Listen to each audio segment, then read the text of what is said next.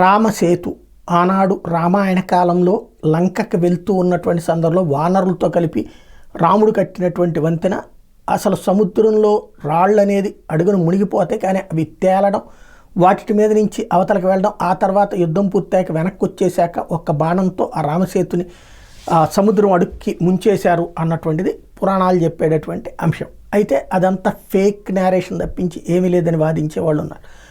అయితే ఈ రామసేతుకు సంబంధించి తాజాగా అమెరికా ఉపగ్రహం ఇన్సాట్-2 డేటా ఇచ్చింది. భారత్ శ్రీలంక మధ్య రామసేతు వంతెన కల్పన కాదు, నిజమే అని భారత అంతరిక్ష పరిశోధన సంస్థ ఇస్రో చెప్పింది. ఇస్రో శాస్త్రవేత్తలు అమెరికాకు చెందిన ఉపగ్రహం ఐశాట్-2 డేటాను ఉపయోగించి తమిళనాడుని ఈ వంతెనకు సంబంధించిన మ్యాప్ను విడుదల చేశారు. భారత్ శ్రీలంక మధ్య ఉండే ఈ వంతెన పొడవు 29 కిలోమీటర్ల మేర ఉంది. దీని ఎత్తు సముద్ర గర్భం నుంచి 9 మీటర్లు ఉన్నట్టు నిర్ధారించారు. ఈ వంతెన తమిళనాడులోని రామేశ్వరం ద్వీపం ఆగ్నేయ దిక్కులో ఉన్నటువంటి ధనుష్కోటి నుండి శ్రీలంక మన్నార్ ద్వీపంలోని తలై మన్నార్ వాయువ్య దిశ వరకు విస్తరించింది. దీన్ని సున్నప్రాతితో నిర్మించినట్టు తెలుసుకున్నారు.